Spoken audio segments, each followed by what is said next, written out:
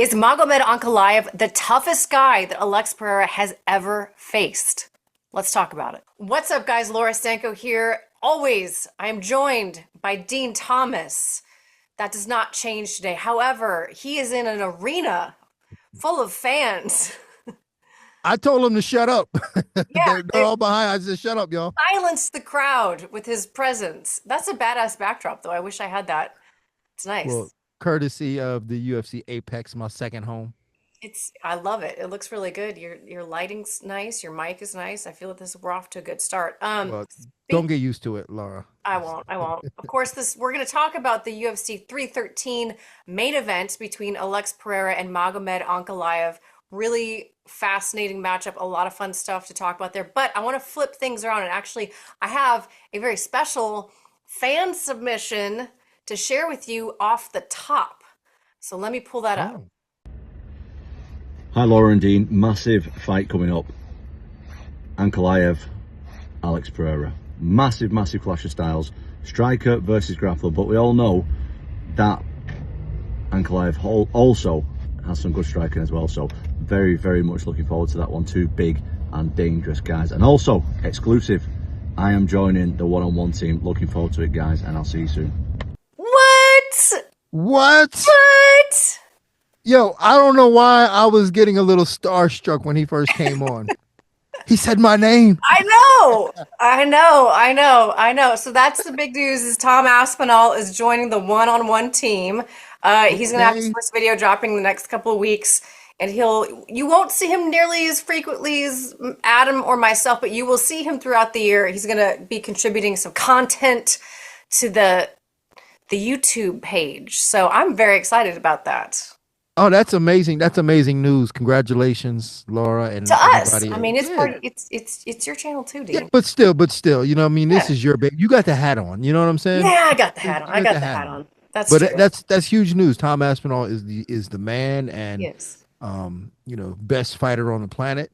So huge honor to be a part of something that he's a part of. Yeah, I'm excited to see what he brings. And as always, guys, if you want to be a part of this and send in your fan submissions, we want to hear from you. We want to put a face to the comments. I read all the comments. I don't always comment back, but I read them all. And I want to put some faces to these names because you guys have some interesting things to say. All you have to do is send a quick 30-minute vertical type of clip, just like what Tom did, to at I always screw this up. One-on-one combat sports at gmail.com. If I didn't say it right, they'll correct me. It'll be in the Did graphic you say? I think below. you said 30 minutes too.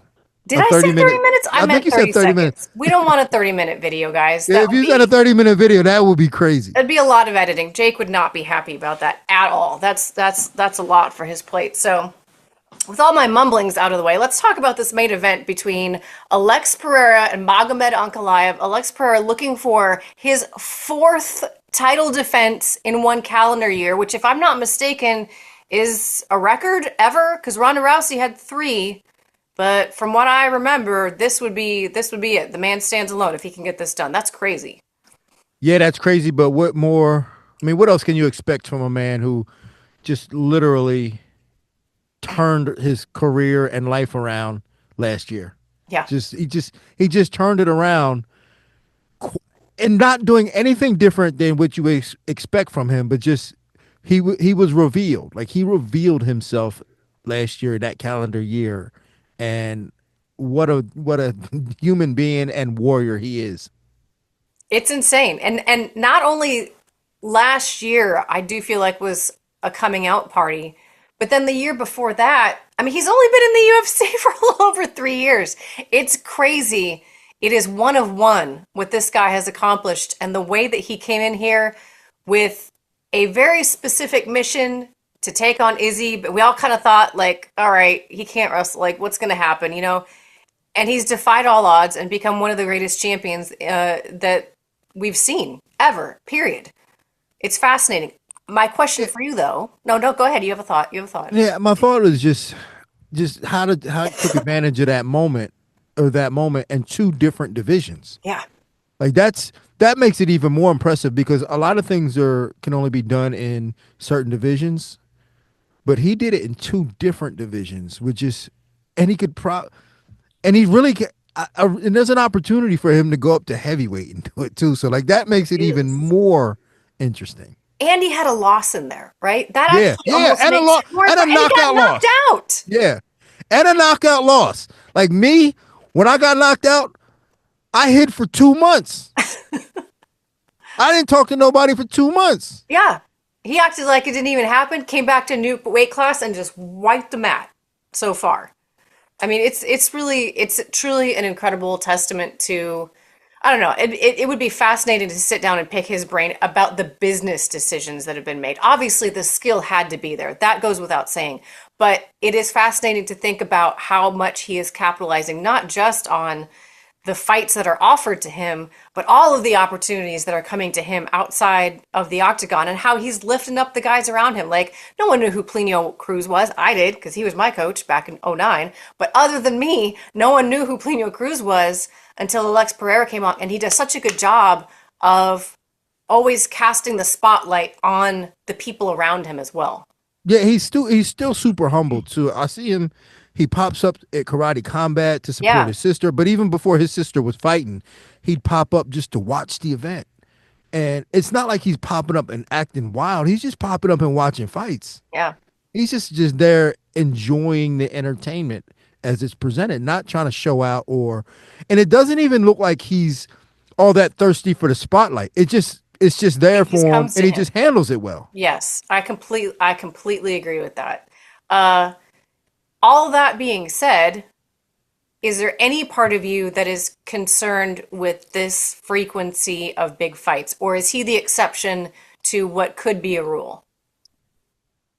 It's not necessarily a concern for him in this frequency of big fights. It would be anybody. Anybody dealing with big fight after big fight after big fight, there's always going to be concern for it. I mean, when you look at John Jones has been magical throughout his career, but his fights weren't this frequent. I mean, he's Uh-huh. always had time to decompress and get himself together and then go out and beat the next best guy. With Alex, he's going back to back to back to back and he's fighting, and now this is a different type of opponent, one who's the most complete and well-rounded opponent who has good power. Yeah, there's some concern for sure. But I mean, yeah, for sure, definitely 100% some concern. But I'm assuming that Alex is going to be trying to ride off of his momentum. So he didn't take any time. So he's looking at this from a different perspective.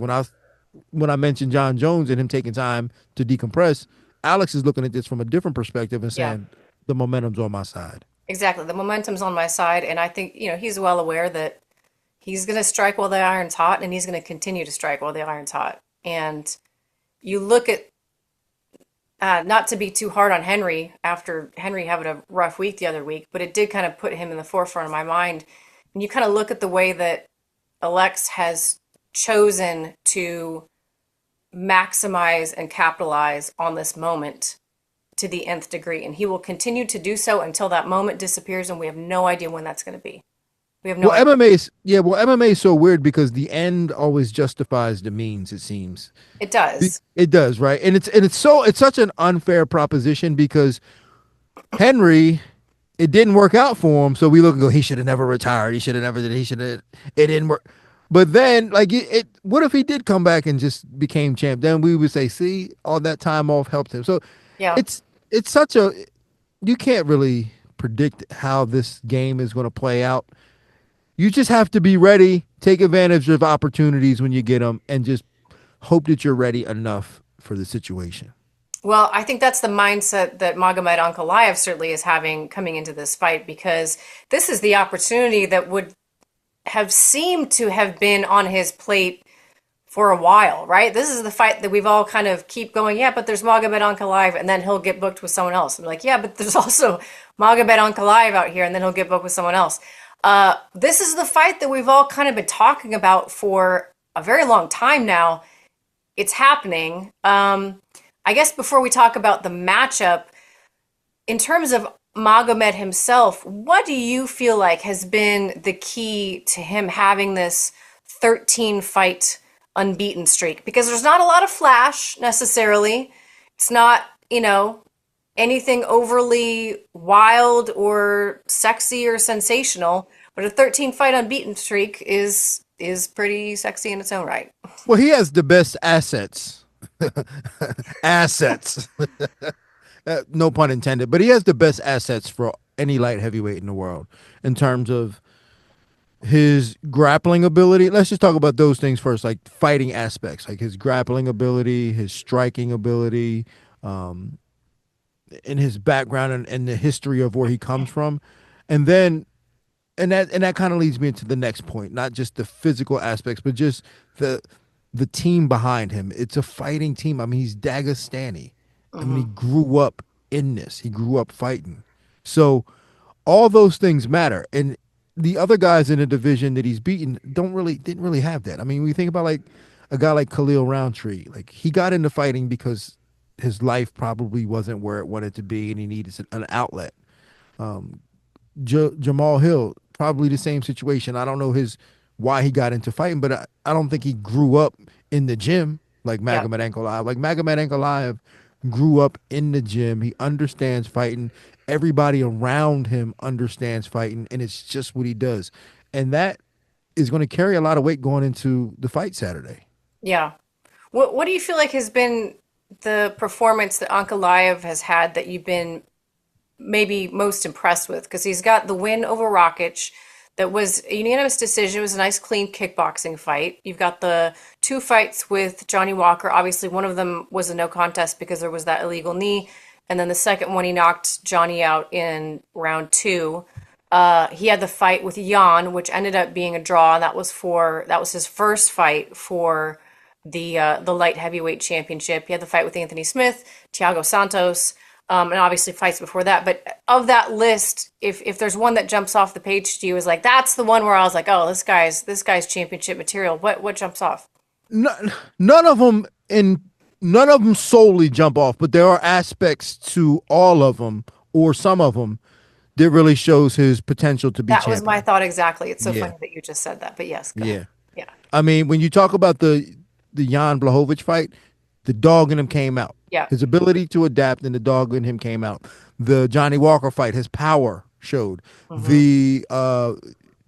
The Alexander Rakic fight, his ability to control the tempo of a fight and just to do what he wants. Like so, all those little things matter. If he can put them together in a perfect blend on Saturday night, he has a real shot of winning. Yeah. Where do you see, I should rephrase that. What do you feel like Alex needs to be wary of in this fight that he has not necessarily had to be wary of with other opponents? Now, obviously the wrestling, that's kind of the well duh. I don't even think it's the wrestling. Yeah. That's not what it is for me. I think the wrestling, he's got to worry about that, but that's the He doesn't least really of. wrestle that much. Well, Magomed. it's not only that, but he might though. He might though, but Yeah, that's the he least. can. That's the least of all the evils. Just the straight wrestling and the groundwork. I think the threat of the wrestling Mm. is the bigger danger because Alex doesn't hold himself in a very defensive position anyway. Yeah, he's very Like his upright. hands are at his chest. He stands tall, and he's just waiting to counter. If if Magomed Ankalaev comes out and starts fainting, like if he gets a takedown or two, and then he starts fainting that takedown, and Alex starts worrying about that takedown, he might get cracked. Hmm. And I think that's the bigger danger. If he starts to worry about the takedown too much and gets himself out of position to defend punches, in which he's not in a great position to defend punches anyway, if he's super out of position to defend punches, he might get cracked. Yeah.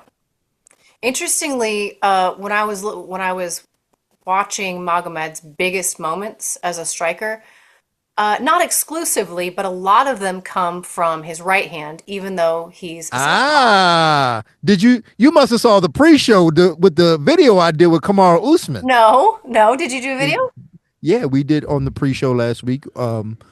We actually did a demonstration of what our keys to victory, and I actually said it's the right hand of Magomed Ankalaev that's more dangerous than his left hand, It actually. is. It is. He loves to step through, or Hmm. he likes to use it. Yeah, his lead, even if he keeps it as his lead hand, it's a very powerful strike for him. I know. And my demonstration said step through as if you're shooting the takedown, Hmm. get Alex to bite on the takedown, come over the top with the right hand. There's a vision that I see this happening. Yeah, That's not my official prediction, but yeah. I'm just An saying aversion. there's a universe where when they fight, this does happen. Yeah.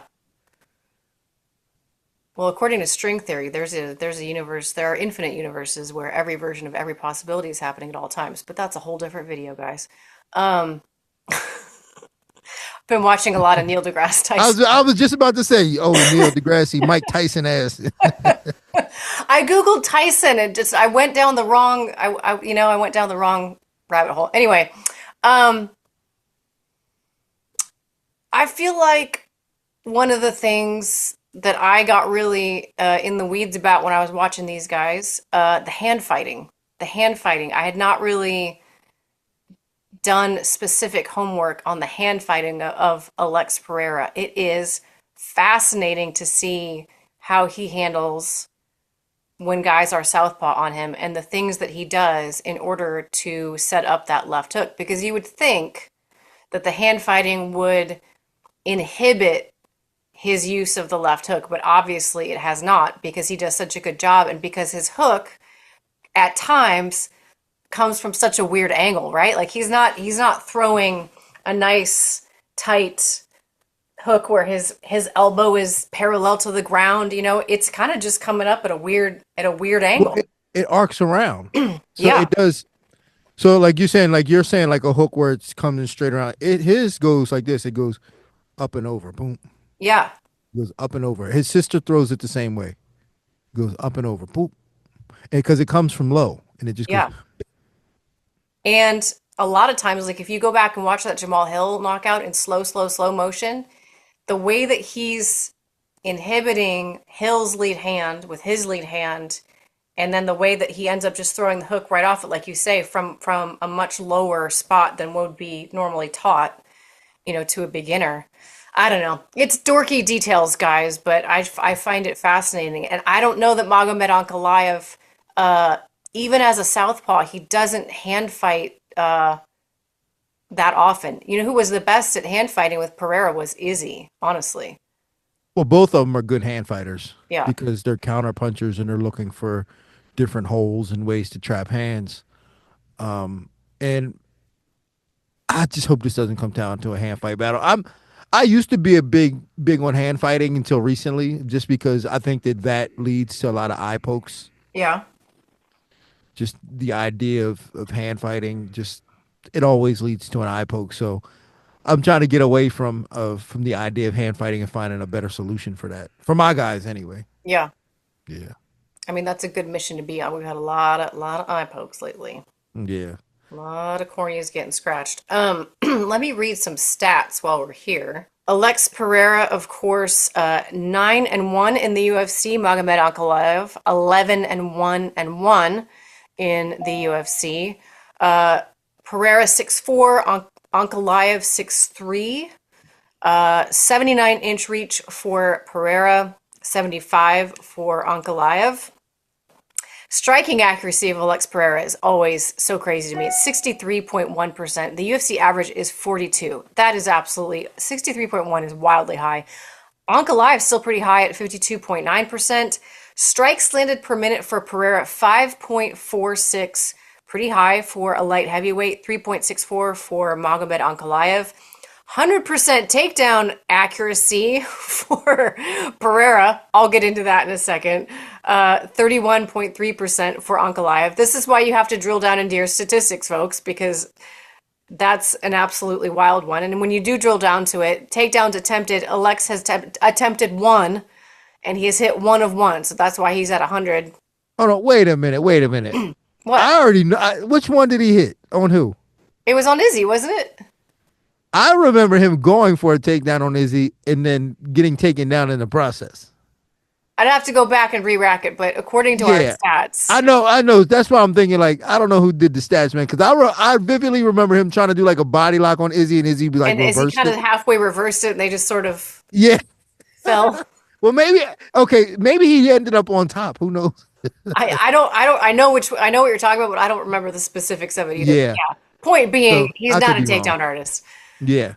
He does have good takedown defense, though. That is true. 70% takedown defense. Might need it in this fight. Will probably need it in this fight. 87% takedown defense for Ankalaev. Probably not going to need to lean on that.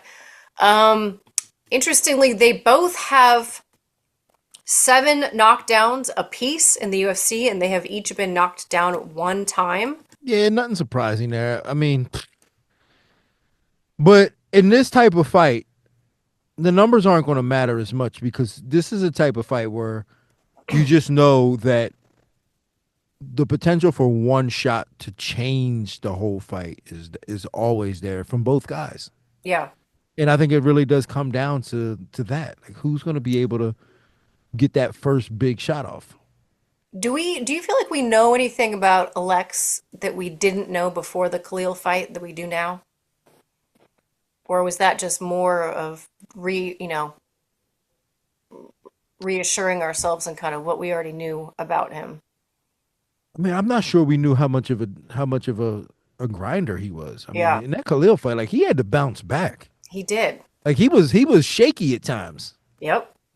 He got And put to, he got that put to the scares me meat. a little bit about him. Like that Hmm. scares me a little bit. But he was rocked a few times and shaky a few times, but he bounced back and poured it on him. Like he rallied and poured it on him.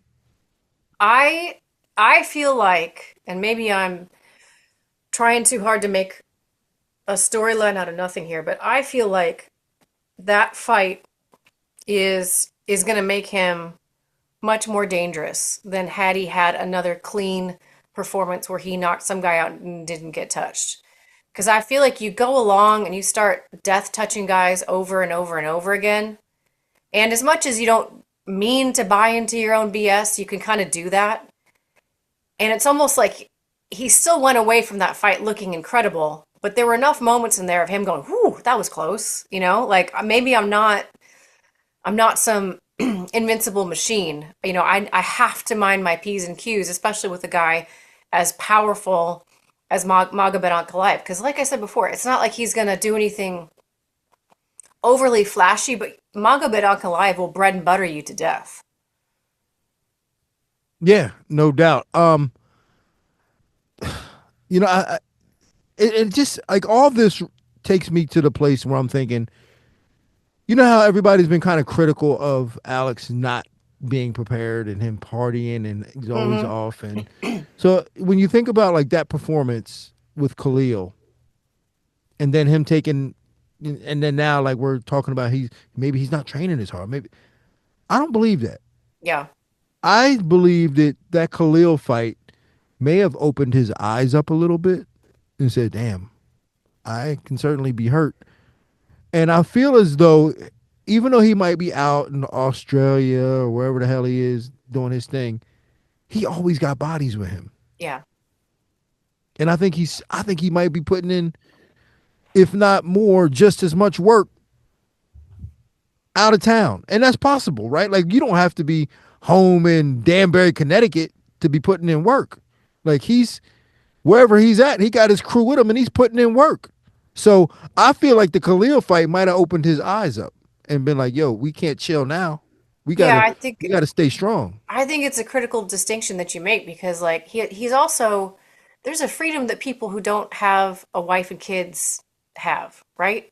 You know, he is in the game and the game never leaves him. So whether he's in Australia or back in Danbury, Connecticut or in New Jersey with Plinio or anywhere else on earth, he's got a crew of people like you say that generally are traveling with him. And it's not like he has to live this other life where he puts that away, goes home and plays dad and plays husband and, you know, leans into the other side of his life. He doesn't have another side of his life. This is his life, which is why he's making the most of it right now. Yeah, I kind of think that would even be more detrimental. Like What? when you gotta play dad and That's what I mean. yeah, It's that's it's going home. hard. That's more detrimental That than I doing what he's doing. completely He's agree. he's I think he's in a good spot Yeah. where he can No, go out and he's out having fun, but bringing the work to him. exactly. Exactly. He's not having irresponsible fun. Like, he's not someone out there making trouble, making bad decisions necessarily. He's living the game, and he's leveraging his platform to the nth degree, and I applaud him for it. Before I get your predictions and your thoughts, the X factor of Ramadan, how much do you think that does or does not affect any fighter, but specifically Magomed Ankalaev in this spot? Because if you watch Countdown and Embedded, he definitely indicates that this was not his favorite time to be fighting. Well, you know what? I get that. Recently, I've been fasting. I've been fasting. I've been trying to teach myself. I actually did a couple of weeks ago. I did a 40-hour fast. And get this, Laura. I thought I was diabetic. You know what I'm saying? I miss a meal, I'm getting the shakes. You know what I'm saying? That's how I thought I was. I thought I had a touch of the beatus, and it That's how I turns thought out I I had don't. that. I thought I had the sugar, as my grandmother used to say. I I had the thought I had sugar. the sugars. Yes, but I kind of trained myself slowly but surely to be able to fast, and now I'm doing these 16, 20-hour fasts like nothing. And if you fighting at this level, and this is your career and this is your life, you can't allow Ramadan to get in the way. And then we're not talking about, it's not the end of the month. I mean, it just kind of got started. So like you and you knew about this opportunity for a minute. So you gotta have been preparing yourself for this moment and to go, all right, what is my eating schedule going to look like? Hmm. Perhaps it can even help me cut some weight. Yeah. but I mean, he can't allow, this can't be an excuse for him. And if I remember right, Bilal fought during Ramadan and did well. Yes, he beat up Gilbert Burns That's right. Yes, I couldn't remember which fight it was, during but yes. And it was Ramadan. also it was a Yeah. short notice deal for him too, so even more dramatic. Yeah, I'm with you. You hear a lot of people talk about the negative aspects of it, and I understand how, well, I've never done it before, but I can imagine how challenging it would be to restrict your eating and your drinking to only daylight hours. However, I think that there's something beyond that when you are doing something for a higher purpose and you are doing it to commune with God, and it's a spiritual act for you, the benefit outweighs the potential negatives in addition to the things that you were talking Yes. Well, it's funny. Funny we're talking about this. My son, he's not Muslim, but he actually celebrates and practices Ramadan about. Does during he? Ramadan. Yeah, just out of respect to Muslims. Yeah. Yeah, I guess I don't know if it's a college thing or not. These people go to college, they start doing wild things, but he does it. And you know, again, like I know it's hard, but you get used to it. And like Mhm. if you grow up Muslim, you've done it all your life. Yeah. So You yeah, just that's a good you've point too. done it all your It's a life. rhythm. So and you've had to have all your life throughout all your teen years, you're in your 20s, like you had to have figured out how to make it work. Yeah. And now you're fighting for a championship, but you've been fighting for a long time, but now you're fighting for a championship. You have to have prepared for it. You can't use this as an excuse. And like you said, like if you're doing this for a higher power, I'm sure the higher power got your back. You know what I'm saying? Get Yeah, my back on this one. You got to get me. absolutely. Um, okay, the fight itself, how are you envisioning this fight playing out? Do you think Magomed is going to implement the wrestling early?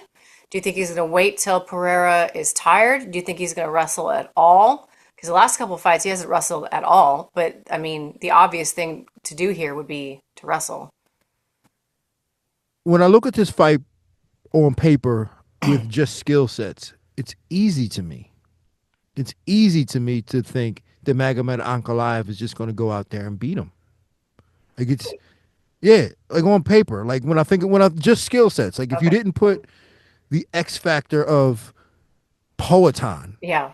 and that walk and that stare, if that wasn't a part of it, if you just take skill sets, it's easy for me to see that the more well-rounded guys should be able to find more opportunities to win.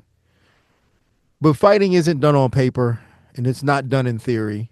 and there are so many different factors involved, and I think those factors will be very highly influential in the outcome. And I feel as though Alex still gets it done just based on his aura coming in, somehow Ankalaev not being able to get it together, and then later we're going to hear about the fact that Ramadan Yeah. was an issue for him. We need to come up with an aura stat. Figure out how to quantify different guys' aura. Because if we could, his would be at an 11. I know. If we could, like in all of sport, in all of competition, aura weighs a lot. Tiger Woods show up to the golf course. Everybody know, here come Yep. Tiger. Yep. Bow down. Mike Michael Tyson. Jordan hit the court. Everybody know, here come Jordan. Yeah. We know. That's how I feel when you walk in the room. I don't know if you You grab your purse. not. I do not. Terrible. Uh No, I think I'm in the presence of greatness. oh, is that what that is? Yes, that's just me. Just Oh, just like you think I'm clutching my purse, but I'm just, oh, you know, can't contain yourself. yeah, Trying to that's contain what it yourself, is. right? Yeah, trying to That's contain what it yourself. is. That's Oh, what I it is get it. for sure. So what's your official prediction? My official prediction is Alex Pereira by stoppage in the fourth. I think there are some boring competitive first two rounds, and then the third round, Alex starts to find his rhythm with body shots and leg kicks. And then I think he pours it on in the fourth, and then the ref has to step in and stop it. I think I can see that outcome as well. I think the leg kicks could be a big, interesting. I mean, they're always a factor when you're fighting Poatan, but you go back to that Jan Blachowicz fight, that was a big problem for Ankalaev, and it can be a hard problem to fix. Yeah. So And he was getting kicked on the inside too, which is not very common from open stance. I know, and Alex does that as well. He'll do the outside, but he'll also do the inside. The man has no concern for his shins. Probably has no feeling in them anymore I know. after that much kickboxing. But yeah, I think Alex rolls on this one. He continues his streak, and Ankalaev ain't the guy. What a time. What a time to be alive. The Alex Pereira era. Man.